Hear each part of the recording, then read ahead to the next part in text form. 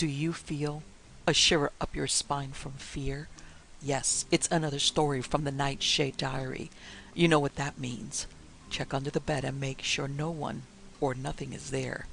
Is the closet door securely shut? Then leave your disbelief behind. Amp up your imagination and hang on tight for another ride into terror and mystery. And like all good horror stories, just imagine it's a dark and stormy night. And remember, screaming like a little girl is permitted. Yare by Manly Wade Wellman. There were four in the last gray of evening by the wind-blown coals of the fire with utensils propped ready. Trees tufted the slope below Blackham Mountain, with grassy stretches between. Young Hal Stryker felt privileged to be there. He let the others study his flowing sandy hair and his patched jean. "This here is Hal Stryker, the feller I'd said I'd fetch." Poke Gendel introduced them when they arrived. "Hal, shake hands with Seth Worley, and with this here beardy one. He's Reed Lufbrug. He makes a good distilled blockade. It looks to me he fetched on some in a jug. Seth and Reed, Hal's a lowlander who wants to see how we do things up here in the mountains." "Such as this fox hunt?" amplified Stryker.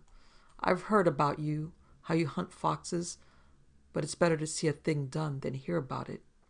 "Truer words was ne'er spoke," approved Seth Worley, lean as a hunting knife, and as ready-looking with his black hair and plowshare jaw. Gendel was the smallest man there, but hard-knit, shrewd about his horsey face, with broad hands that were wise with guns, tools, and especially with a banjo. Lufbrog was the oldest, with thinning gray hair, a bush of beard, mustaches that curled like buffalo horns. They sat on square chunks of rock, rough-clad, good-humored. All had brought guns but Stryker. These were laid carefully within quick reach of hands. Tied to nearby roots, strained half a dozen dogs. All but one were brown-blotched hounds. The exception was of a Scandinavian breed, heavy-furred with ears that stood up expectantly. "Them dogs is ready to go," declared Worley, "and I aim to hark at them a-running something down tonight." He arranged the joints of 2 chickens in a skillet above the coals. Poke Gendel stirred meal and water and salt into another skillet for Pone. Lufbrog unstoppered his jug.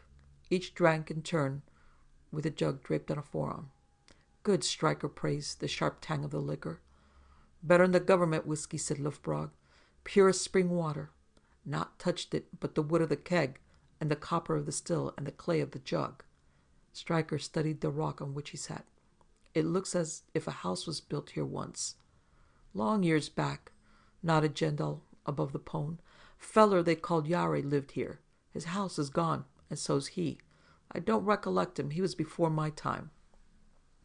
"What kind of name is Yare?" wondered Stryker. "Just only a nickname, I reckon," said Gendel. "I don't know his true name. Folks just called him Yare. I was a young chap when Yare was a-using around hereabouts," contributed Lufbrog, the jug in his lap. "He comes from somewheres outland. He allowed he loved the animals and hated the hunters." "How did that suit the people?" asked Stryker, who was no enthusiastic huntsman himself. "They fussed with him, and he fussed with them," replied Lufbrog. "He had powers from somewhere, I heard say. Could fetch down a rain by singing a certain song. Could kill a crop in the field if so happened he didn't like the feller who planted it." "My old daddy done told me about him," elaborated Gendel above his cooking. "If you killed a deer, he set his big old handprint in blood onto your door, and the blood wouldn't dry. Would drip and drip for days." "I've heard that same thing," said Worley, shaking dark powder into the chicken gravy. "This ain't no poison spell, boys. Just some instant coffee. It goes good that-a-way." "Well, but you say this Yare is dead?" said Stryker. "So folks say," said Lufbrog. "Me, I ain't near heard tale of where his grave might have been dug." Gendel took knife and fork and cautiously turned the cake of pone in his skillet. "Near about time to set them dogs on," he said. "I'll do that," volunteered Worley, rising and unsnapping the leashes from the collars. He walked a few steps with the dogs until they bunched and sniffed the ground attentively. Then they sprang away, noses to earth. They ran towards where, about the distant hunch of Blackham Mountain, rose a pale melon of a moon. The men watched them. "We're near about ready to eat," said Jendel at last. He cut wedges of pone and slid them onto paper plates. Worley forked on juicy pieces of chicken. Lufbrog passed out iron knives and fork. Stryker bit into the chicken.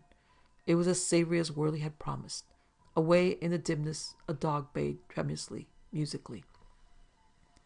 "That there's Tromp," Jendel informed them. "I'd know him amongst 1,000. "Don't you follow them?" Stryker suggested. "Ne'er a step, son," said Lufbrog, spooning gravy on his pone. "Not this here bunch of smart dogs. We sit and hark at them a-singing, and directly they fetch what they're after back to us here, close to where it wants to hole up. I hear tell the Lowlands hunters right after a fox with red coats on," said Jendel. "A sight of trouble to do that." Another dog's voice pealed like a bell. "That's my gift," Worley told them. "When he talks up that-a-way, the trail's hot. They're a good piece off from here already." "They'll fetch him back," predicted Lufbrog, gnawing on a drumstick. Stryker ate pone and gravy. "What you said about that man, Yare, is interesting," he prompted. "I know you, Hal," grinned Jendel. "You enjoy to hear about hants and witches and all like that." "You say he lived here, right where we are now?" "His house got burnt off. These here very stones," said Lufbrog. "Why?" asked Stryker. "Folks didn't much like Yare." They watched Stryker, and he smiled. As Jendel had said, he liked this sort of story, here in this sort of place, at this time of the night with the dogs baying at a distance. "Why didn't they like him?" he asked, because they waited for him to ask it. "Well, he fussed with folks about hunting," said Lufbrog between mouthfuls. "He loved animals, another sight better than folks. Wild animals, that is. Yare didn't value cows or chickens or hogs. Said they was tame, deserved to die.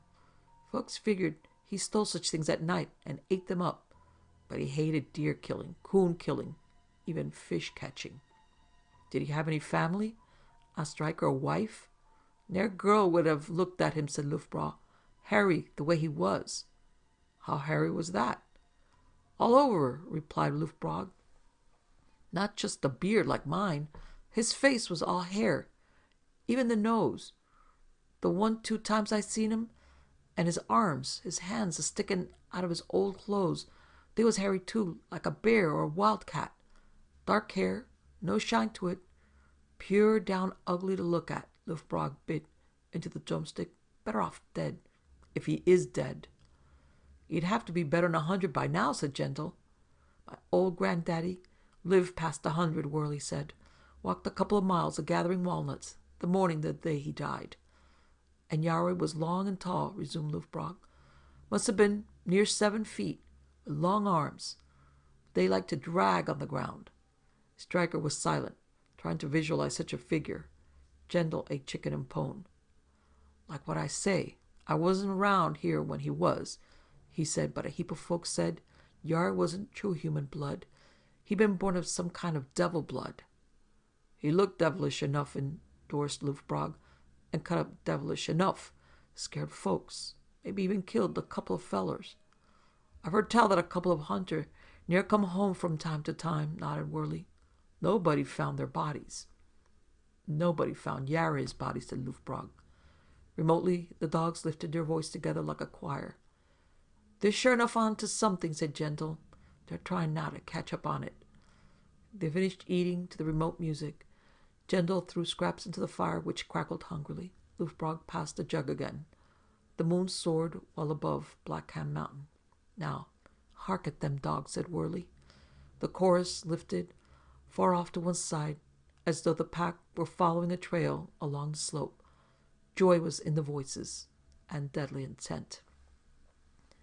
"They reckon they're getting close," decided Worley.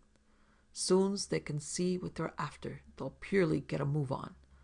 The clarion voices rang together, then all died out but one. "Tromp." Jendel identified it. "He must be leading the way just now." Those cries grew fainter. "They're heading away after it, but they'll fetch it, sure enough, back here," said Lufbrog confidently. Somebody want another wet out of this here jug? It went the rounds. Now, said Stryker, what about the question of whether this Yare is dead or not? Oh, hell, said Worley, wiping his mouth. You know how some folks are talking. They'll tell you that their corn dies down with a blight, or their dogs go mad and have to be shot, and they figure Yare's got something to do with it, or they see something at the window and get pestered about that. I've heard such stuff as that, chimed in Jendel. How if he comes up and looks in at your window, somebody in your family dies. Do you hold with that, Poke? Inquired Lufbrog. Ne'er said I did, but I know folks that does. Worley drank again. All right, he addressed Stryker. We'n's been a-telling you tales. It's your turn now. Tell us some of these here things Poke says you've seen and done. Do that thing, Hal, encouraged Jendel. Stryker did so, somewhat hesitantly. He told of how he had managed to destroy an evil spirit that haunted an ancient stagehouse on a half-forgotten road, and of how he had managed to get into a remote cabin literally besieged by evil, cunning trees, and then had managed to get out again. As he spoke, he watched his companions. They acted as though they were weighing every word he spoke. Shoo, said Jendel at last. You done more things than e'er one of us has, Hal, and the thing of it must have sure enough done something for you. Remotely the dogs bayed on their resolute quest. What do you mean by that? Stryker demanded. You went up against Hans, and all like that. You whooped them. That means you found out how. I don't see that I have, said Stryker, mystified. Like when you're in a war, offered Lufbrog. They train you, they give you a gun, call you a soldier, only you ain't no such thing, no soldier, till you been in where the shooting is and seen the monkey show, so to speak it. The dog sang to them again. Far away, there somewhere. They sounded more excited, less light-hearted. Hark at them, spoke up Worley. They could have caught a glimpse of what they want to catch up with. A series of half-screaming yelps. Old Trump's a-telling the others he'll lead, Jendel said approvingly. Son, said Lufbrog to Stryker's voice weighty. What you tell us gives me the thought you're what we've been needing here in the Black Ham neighborhood. Me? Stryker half cried out. You done been studying these things, said Lufbrog. You can figure what to do in some cases. The fire flickered there among them, lighting the faces that looked at Stryker. Jendel put wood on the blaze. It fought briefly with the fuel, then sent up tongues of flame yellow as butter. The dog sang to them again. They sounded nearer by now.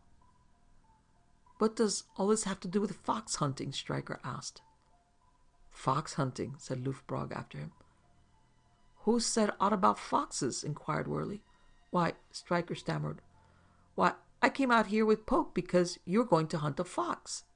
I ne'er said Pete Turkey to you about foxes, said Poke solemnly. Back yonder at my place, I said we were bringing out our dogs here tonight. And did you relish to come along? Are you having some kind of fun with me? Challenged Stryker, half angrily. No, Hal, Jendel's voice was patient. I could have fooled you up a tad, but we're dead serious about this. On account of them strange things you narrated to us. We'd had the word on you about them before now. Them witches and Hans and them, added Worley, and you're being able to do something about 'em if they come a-pestering you? Stryker stared at them from one solemn face to another. Well, he said slowly, I've had some unusual experiences. I didn't think you'd believe them. We believe, said Lufbrog. We come out here to believe. Look, son, and his beard jetted emphatically. That's why we had Poke to fetch you out with us tonight. I don't get it, groaned Stryker, fidgeting on his rock. Ain't it a natural fact that if a man's had them experiences you say you had, said Jendel, been up against such things and made out to handle them such way, he's got a power, ain't he? What Poke means, said Worley from his own rock, he can do away with such things. That's the old supposition, admitted Stryker, feeling a chill in his stomach. Look, Hal, urged Jendel, hark at me good. It ain't no fox that we come out here tonight to have the dogs run. God's name, what is it then? Shoo, said Jendel, we've been a-talking about that. It's Yare we've fetched them out after. The dogs bayed, and the sound of baying was stronger. It was nearer. Stryker jumped to his feet. If this is a joke, he began. If it was a joke, it'd be a plumb foolish one, said Jendel. It ain't near a joke, Hal. We mean the last mumbling word of it. They sat on those rocks that once had held up a house, sat like a panel of judges passing sentence on 'em. The moonlight picked out their faces. We come out here to track up on Yare once for all, said Jendel, to stop what he does hereabouts. And you're the one as are going to stop it for us. You're all out of your heads, cried Stryker. If that's a fact, said Lufbra, you'll have the chance to find out directly, because they're running Yare in here to us like a fox to his hole. The voices of the pack rose louder, louder, building a crescendo. They can see him now, said Worley expertly. They're running him fast. And he wants to hole up right where we are, said Jendel, where he used to live, Hal. I said it's up to you. Up to you, son, said Lufbrog, as though he pronounced a benediction. The excited clamor of the chase grew louder. Across open ground toward them came something swift as a shadow. It was big and black, Stryker saw as he faced towards it. A bear or a midnight bull would be that size. The dogs thronged after it, leaping to close in. The others had risen, their rifles in their hands. Stryker, weaponless, snatched a pole from the stack of firewood. It was perhaps 4 feet long, sharpened to a rough point. It might help in a fight. A fight. His blood stirred at the thought. He stepped away from the fire. The ground seemed to quake under him. Whatever the something was, had come near enough to see. It came swiftly at a crouch, huddled and huge. Its long forelimbs swept like shaggy wings close to the ground. Suddenly it rose erect in front of him. It loomed like a rearing horse. It plunged uncouthly against the night sky, those great shaggy arms outflung. Stars winked around it. He wondered why nobody fired, and it occurred to him that shots might not hurt it. It closed in. Rake-like paws swooped at him. The moonlight touched what might be a face higher up, dark and tufted except for pale crumbs of eyes, so close set that they almost merged, jagged picket rows of teeth. Then the dogs were upon its bushy flanks. It screamed deafeningly and floundered back from Stryker, its paws slapping right and left. He caught a pale shimmer through the fur on one arm, a glint as of ivory. A dog yelped in agony as it flew through the air like a blown leaf. The grotesque hugeness shook itself free from the pack and clumped toward Stryker again. A wave of foul stench smote his nostrils, so overwhelming that he tottered as at a blow. The shaggy shape rose against the sky. The coat of hair rippled.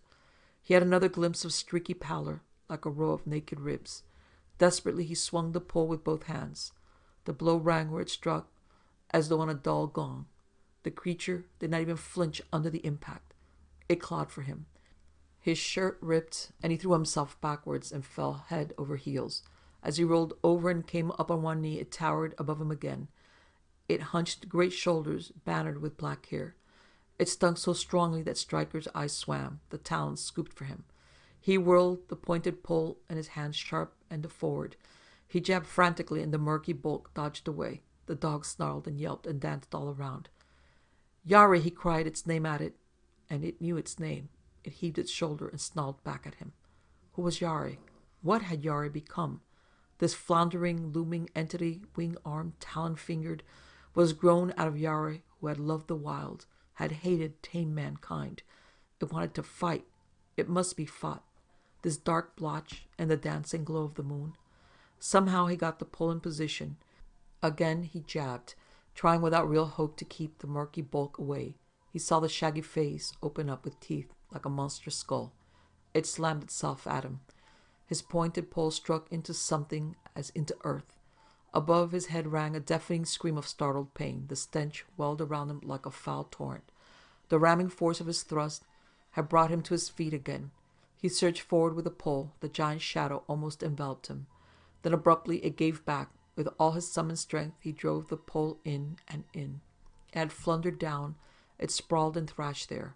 A paw raked upward at him. He felt the sting of talons on his cheek. Leaning all his weight on the pole, he felt it strike into something other than what he had transfixed, into earth, pinning the shape there like a gigantic insect upon a card. His mind churned within him, and he staggered away and slammed to the grass. He dreamed horribly of something. His senses returned to him furtively, as though they were not quite sure that they should come back. Voices chattered.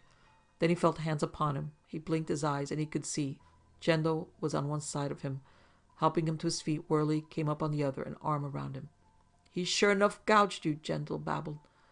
"Looks like as if a knife come on your cheek. Let me have that there jug, Reed." Lufbrog passed it to Jendel, who sloshed it at Stryker's face. The liquor stung sharply and helped clear his head. He touched his face timidly. It was wet with blood, with the whiskey. "None of you got into the fight," Stryker said. "None of us could have done aught," Lufbrog replied. "It was up to you." "Got a clean handkerchief?" Worley asked, his hands at Stryker's pocket. "Here you are. Hold it there. I'll stanch up the blood." Stryker wadded the handkerchief against the wound. "What happened?" "What happened?" Lufbrog echoed him. "You done what we fetched you here to do. You finished Yare off." Stryker looked at Jendel for some sort of enlightenment. "Yonder he lies," Jendel pointed. "When you got up against him with just a stick, we wondered ourselves if things hadn't gone against us. But you stuck him right through where he was biggest. Spiked him to the ground. No, Hal, don't go over yonder." "He's dead," said Worley. "Dead all the way through," amplified Lufbrog. "All the way back along them years. He stinks rotten." Stryker gazed. The gray shadowy form lay motionless in the soft moonlight. Around it capered the dogs, weaving a pattern. They did not venture too near. "He appears like to be just bones inside his skin," said Lufbrog. "Not even them dogs want air part of him." "He done slapped my gift clean out of his life," mumbled Worley miserably.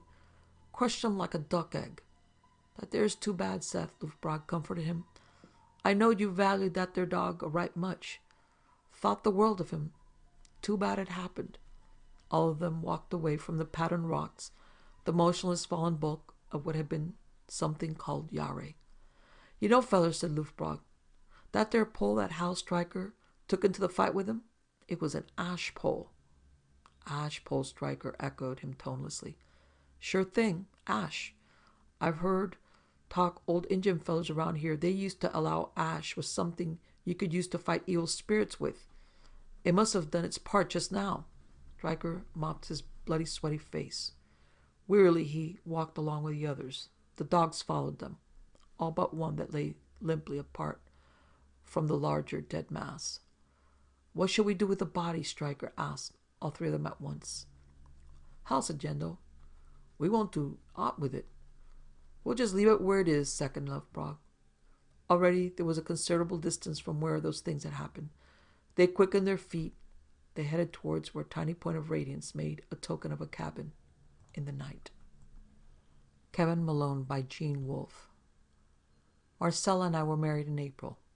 I lost my position with Ketterly, Bruce, and Drake in June, and by August we were desperate. We kept the apartment. I think we both felt that if we lowered our standards, there would be no chance to raise them again. But the rent tore at our small savings.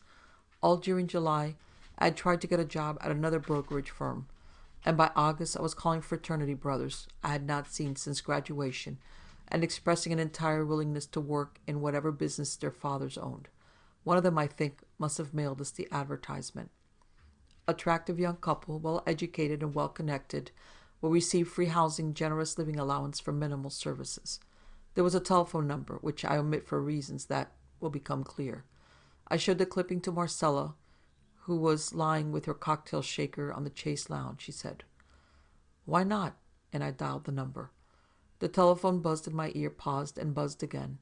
I allowed myself to go limp in my chair. It seemed absurd to call at all. For the advertisement to have reached us that day, it must have appeared no later than yesterday morning. If the position were worth having, the Pines? I pulled myself together. "You placed a classified ad for an attractive couple, well educated, and the rest of it?" "I did not, sir. However, I believe my master did. I am Priest, the butler." I looked at Marcella, but her eyes were closed. "Do you know, Priest, if the opening has been filled?" "I think not, sir. May I ask your age?" I told him. At his request, I also told him Marcella's. She was 2 years younger than I, and gave him the names of the schools we had attended, described our appearance, and mentioned that my grandfather had been a governor of Virginia, and that Marcella's uncle had been ambassador to France. I did not tell him that my father had shot himself rather than face bankruptcy, or that Marcella's family had disowned her, but I suspect he guessed well enough what her situation was. You will forgive me, sir, for asking so many questions. We are almost a half-day's drive, and I would not wish you to be disappointed. I told him that I appreciated that, and we set a date, Tuesday of the next week, on which Marcella and I were to come out for an interview with the master. Priest had hung up before I realized that I had failed to learn his employer's name. During the teens and 20s, some very wealthy people had designed estates in imitation of the palaces of the Italian Renaissance.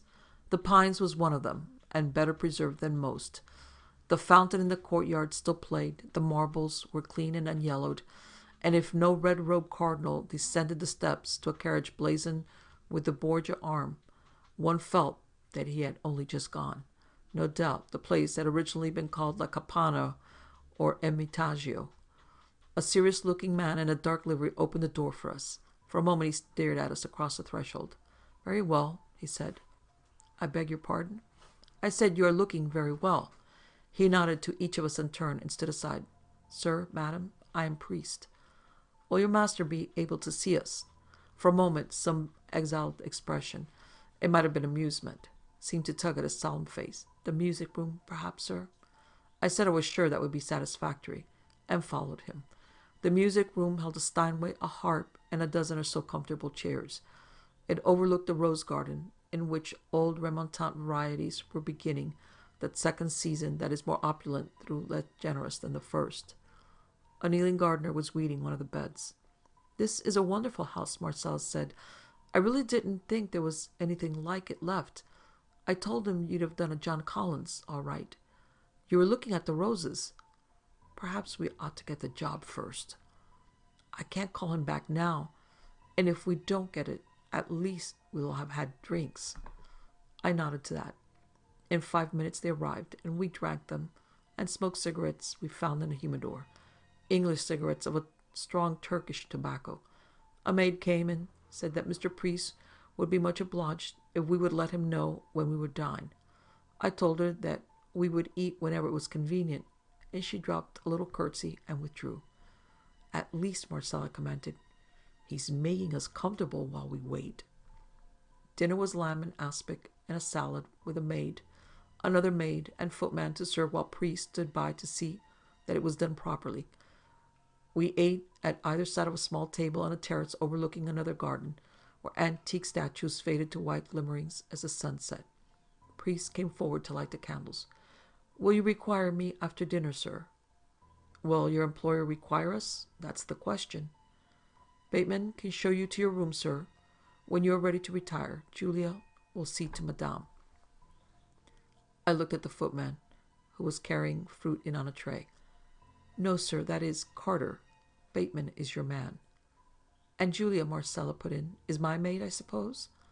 "Precisely." Priest gave an almost inaudible cough. "Perhaps, sir and madam, you might find this useful." He drew a photograph from an inner pocket and handed it to me. It was a black and white snapshot, somewhat dog-eared. 24 people, most of them in livery of one kind or another, stood in brilliant sunshine on the steps at the front of the house, men behind women. There were names in India ink across the bottom of the picture: James Sutton, Edna de Buck, Lloyd Bateman. "Our staff, sir." I said, "Thank you, Priest. No, you needn't stay tonight." The next morning Bateman shaved me in bed. He did it very well, using a straight razor and scented soap applied with a brush. I had heard of such things. I think of my grandfather's valet may have shaved him like that before the First World War, but I never guessed that anyone kept up the tradition. Bateman's did, and I found I enjoyed it.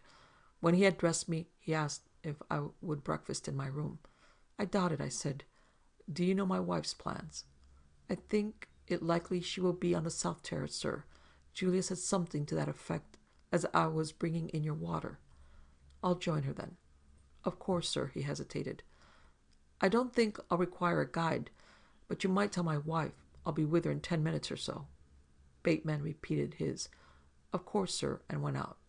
The truth was that I wanted to assure myself that everything I had carried in the pockets of my old suit, car keys, wallet, and so on, had been transferred to the new one he had laid out for me, and I did not want to insult him, if I could prevent it by doing it in front of him.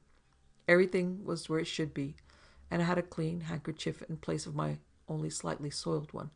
I pulled it out to look at. Irish linen, and a flutter of green came with it. 2 bills, both 50s. Over Eggs Benedict, I complimented Marcella on her new dress and asked if she had noticed where it had been made. Rose, it's a little shop on Fifth Avenue. You know it then? Nothing unusual? She answered, no, nothing unusual, more quickly than she should have, and I knew that there had been money in her new clothes too, and that she did not intend to tell me about it. We'll be going home after this. I wonder if they'll want me to give this jacket back. Going home? She did not look up from her plate. Why? And who are they? Whoever owns this house. Yesterday you called him he. You said priest talked about the master, so that seemed logical enough. Today you're afraid to deal with even presumptive masculinity. I said nothing. You think he spent the night in my room? They separated us, and you thought that was why? And you just waited there? Was it under a sheet? For me to scream or something? And I didn't? I was hoping you had, and I hadn't heard you. Nothing happened, damn it. I went to bed and went to sleep. But as for going home, you're out of your mind. Can't you see we've got the job? Whoever he is, wherever he is, he likes us. We're going to stay here and live like human beings, at least for a while. And so we did. That day we stayed on from hour to hour. After that from day to day, and then at last from week to week. I felt like Klipspringer, the man who was Jay Gatsby's guest for so long that he had no other home, except that Klipspringer presumably saw Gatsby from time to time, and no doubt made agreeable conversation, and perhaps even played the piano for him. Our Gatsby was absent. I do not mean that we avoided him, or that he avoided us. There were no rooms where we were forbidden to enter, and no times when the servants seemed eager that we should play golf or swim or go riding. Before the good weather ended, we had 2 couples up for a weekend, and when Bet Wingasson asked if Marcella had inherited the place, and then if we were renting it, Marcella said, "Oh, do you like it?" in such a way that they left, I think convinced that it was ours, or as good as ours. And so it was. We went away when we chose, which was seldom, and returned when we chose quickly. We ate on the various terraces and balconies, and in the big formal dining room, and in our own bedrooms. We rode the horses and drove the Mercedes and the cranky, appealing old Jaguar as though they were our own. We did everything, in fact, except buy the groceries and pay the taxes and the servants, but someone else was doing that. And every morning I found $100 in the pockets of my clean clothes. If summer had lasted forever, perhaps I would still be there. The poplars lost their leaves in one October week. At the end of it, I fell asleep listening to the hum of the pump that emptied the swimming pool. When the rain came, Marcella turned sour and drank too much. One evening I made the mistake of putting my arm about her shoulders as we sat before the fire in the trophy room. "Get your filthy hands off me," she said. "I don't belong to you." "Priest, look here. He hasn't said an intelligent word to me all day or done a decent thing, and now he wants to paw me all night." Priest pretended, of course, that he had not heard her. "Look over here. Damn it. You're a human being, aren't you?" He did not ignore that. "Yes, madam, I am a human being." "I'll say you are. You're more a man than he is. This is your place, and you're keeping us for pets. Is it me you want, or him? You sent us the ad, didn't you?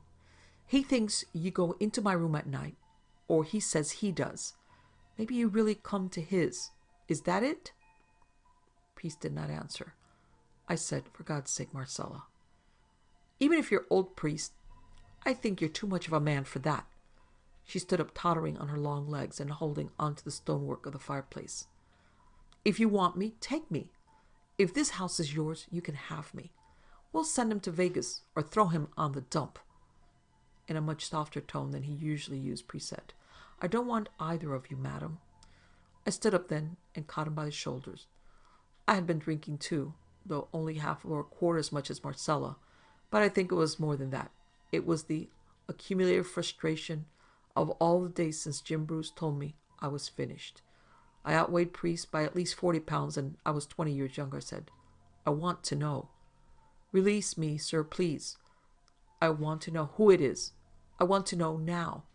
Do you see that fire? Tell me, Priest, or I swear I'll throw you in it. His face tightened at that. Yes, he whispered, and I let go of his shoulders. It was not the lady, sir. It was you. I want that understood this time. What the hell are you talking about? I'm not doing this because of what she said. You aren't the master, are you? For God's sake, tell the truth. I've always told the truth, sir. No, I am not the master. Do you remember the picture I gave you? I nodded. You discarded it. I took the liberty, sir, of rescuing it from the waste can in your bedroom. I have it here. He reached into his coat and pulled it out, just as he had on the first day, and handed it to me. It's one of these? One of the servants? Priest nodded and pointed with an impeccably manicured forefinger to the figure at the extreme right of the second row. The name beneath it was Kevin Malone. Him? Silently, Priest nodded again. I had examined the picture on the night he had given it to me, but had never paid special attention to that particular half-inch high image. The person it represented might have been a gardener, a man of middle age, short and perhaps stocky. A soft sweat-stained hat cast a shadow on his face. I want to see him. I looked towards Marcella, still leaning against the stonework of the mantel. We want to see him. Are you certain, sir? Damn you! Get him! Priest remained where he was, staring at me. I was so furious that I think I might have seized him as I had threatened and pushed him into the fire. Then the French windows opened and there came a gust of wind. For an instant, I think I expected a ghost or some turbulent elemental spirit. I felt that pricking at the neck that comes when one reads Poe alone at night. The man I had seen in the picture stepped into the room. He was a small and very ordinary man in worn khaki, but he left the windows wide behind him so that the night entered with him and remained in the room for as long as we talked. You own this house, I said. You're Kevin Malone? He shook his head. I am Kevin Malone. This house owns me. Marcella was standing straighter now, drunk, yet still at that stage of drunkenness in which she was conscious of her condition and could compensate for it. It owns me too, she said, and walking almost normally, she crossed the room to the baronial chair Malone had chosen and managed to sit down at his feet. My father was the man of all work here. My mother was the parlor maid. I grew up here, washing the cars and raking leaves out of the fountains. Do you follow me? Where did you grow up? I shrugged. Various places, Richmond, New York, 3 years in Paris. Until I was sent off to school, we lived in hotels, mostly. You see, then, you can understand, Malone smiled for a moment. You're still recreating the life you had as a child, or trying to, isn't that right? None of us can be happy any other way, and few of us even want to try. Thomas Wolfe said you can't go home again, I ventured. That's right, you can't go home. There's one place where we can never go. Haven't you thought of that? We can dive to the bottom of the sea, and someday NASA will fly us to the stars. And I've known men to plunge into the past, or the future, and drown. But there's one place where we can't go. We can't go where we are already. We can't go home because our minds and our hearts and our mortal souls are already there. Not knowing what to say, I nodded, and what seemed to satisfy him. Priest looked as calm as ever, but he made no move to shut the windows, and I sensed that he was somehow afraid.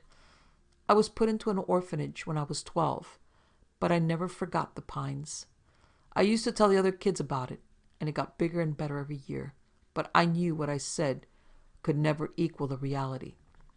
He shifted in his seat, and the slight movement of his legs set Marcella sprawling, passed out. She retained a certain grace still. I have always understood that it is the reward of studying ballet as a child. Malone continued to talk. They'll tell you it's no longer possible for a poor boy with a second-rate education to make a fortune. Well, it takes luck. But I had it. It also takes the willingness to risk it all. I had that too, because I knew that for me, anything under a fortune was nothing. I had to be able to buy this place, to come back and buy the Pines, and staff it and maintain it. That's what I wanted. and nothing less would make any difference. You're to be congratulated, I said, but why? He laughed. It was a deep laugh, but there was no humor in it. Why don't I wear a tie and eat my supper at the end of the big table? I tried it. I tried it for nearly a year, and every night I dreamed of home. That wasn't home, you see. Wasn't the Pines? Home is 3 rooms above the stables. I live there now. I live at home as a man should. It seems to me that it would have been a great deal simpler for you to have applied for the job you fill now. Malone shook his head impatiently. That wouldn't have done it at all. I had to have control. That's something I learned in business, to have control. Another owner would have wanted to change things, and maybe he would even have sold out to a subdivider. No. Besides, when I was a boy, this estate belonged to a fashionable young couple. Suppose a man of my age had bought it. Or a young woman, some whore.